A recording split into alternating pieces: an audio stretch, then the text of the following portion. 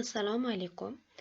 Mirzo Ulug'bek nomidagi O'zbekiston Milliy universiteti Xorijiy filologiya fakulteti Ingliz filologiyasi kafedrasi o'qituvchisi PhD Abdullayeva N.Э bugun sizlar bilan amaliy tarjima ko'nikmalari fanidan yangi mavzuni tushuntirib o'tadi. Ushbu fan ikkinchi kurs 4-semestr uchun mo'ljallangan bo'lib, bugungi mavzuyimiz fanga kirish, ya'ni Introduction to Translation and Translation Studies. Keling, endi ruxsatingiz bilan ingliz tilida olib borsam bu darsimizni davomini. What is translation itself? Translation is a process and it is a means of interlingual communication. The translator makes possible an exchange of information between the users of different language by producing in the target language a text which has an identical communicative value with the source text. The target text is not fully identical with source text as to its form or content due to the limitations imposed by the formal and semantic differences between the source language and translating language. The functional status of a translation is supported by its structural and semantic similarity with the original one. The translator is expected to refrain from any remarks or intrusions in his text which may betray his authorship thereof. The aim is maximum parallelism of structure, which would make it possible to relate each segment of the translation to the respective part of the original. It is presumed that any breach of parallelism is not arbitrary, but dictated by the need for precision in conveying the meaning of the original.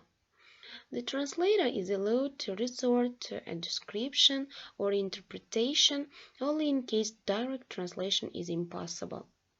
Similarity in structure is preserved in respect to the smallest segments of the text. Translation can be the object of scientific study, aimed at understanding its nature, its components and their interaction, as well as various factors influencing it or linked with it in a meaningful way.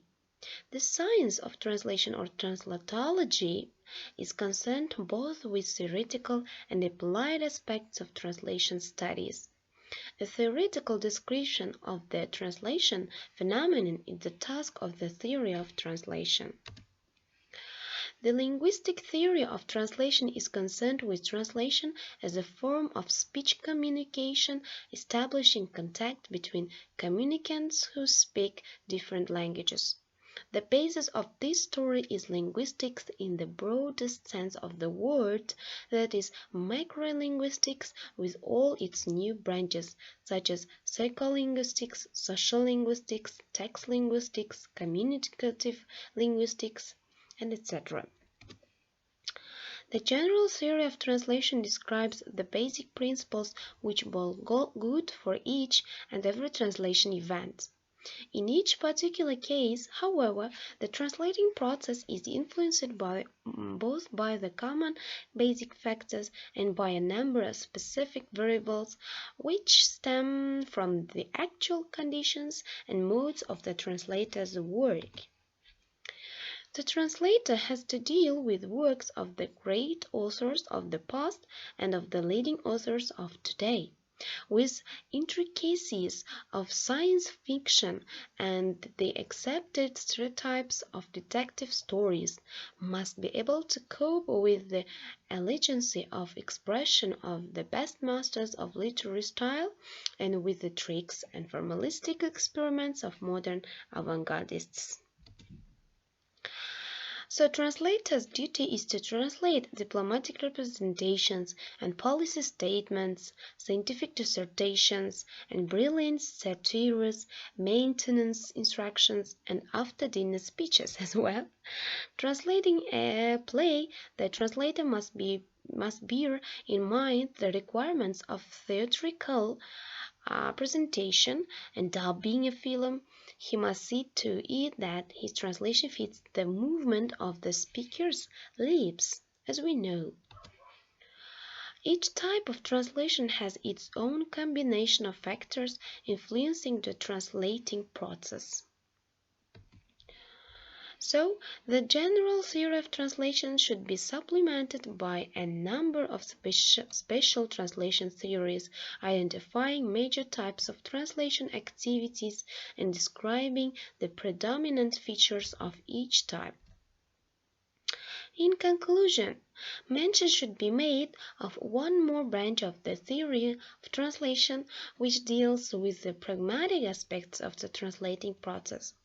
The communicants involved in interlingual communication speak different languages, but they also belong to different cultures, have different general knowledge, different social and historical background.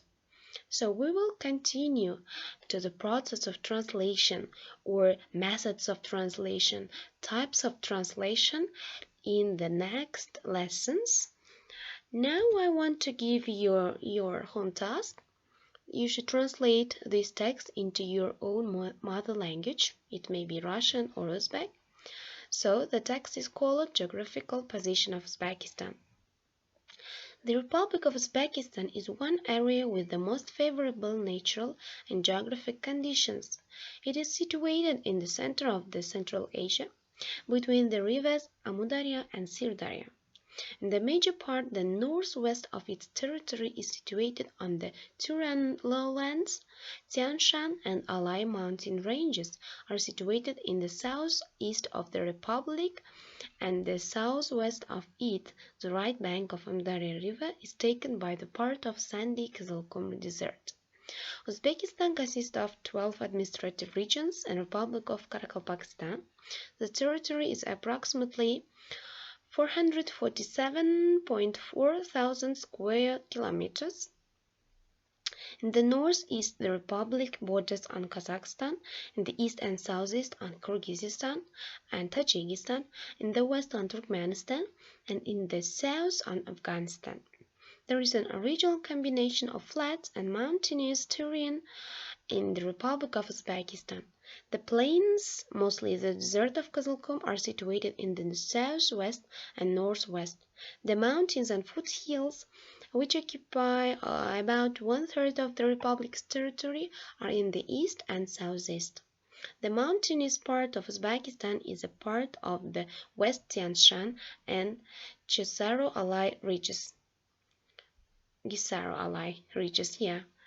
Uzbekistan is a sunny republic. The average annual number of hours of sunlight here fluctuates from 2,700 till 2,980 hours in the north and to 2,800 till 3,130 hours in the south. For comparison, one may say that in West European countries it is 70–80% of the Central Asian level. Only the state of California in the southwest of the United States of America can rival Central Asia, including Uzbekistan. I do hope you have understood your home task and your translation will be ready till the next lesson. Thank you for your attention, of course, and joining to our presentation. Okay, goodbye.